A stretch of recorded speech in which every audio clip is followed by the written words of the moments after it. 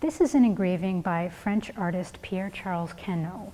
Today we're going to talk a little bit about engravings and how they functioned in the 18th century.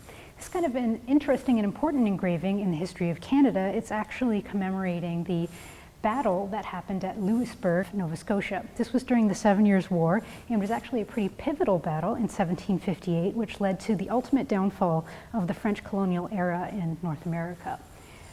This would have been a really important thing that the British wanted to commemorate, and so they had a painting done by the artist Richard Patten. So Pierre Charles Canot made this engraving based on the painting so that you could get many images out to as many people as possible. If you can imagine, in the 18th century, it wasn't quite as easy as photocopying or taking photos of things. You had to make engravings or other sorts of prints to make multiples of an image.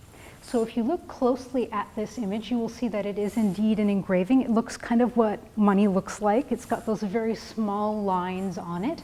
And the way that an engraving is made is that you have a piece of metal, you carve lines into that, and in those lines goes ink. In this case, it would have been black ink.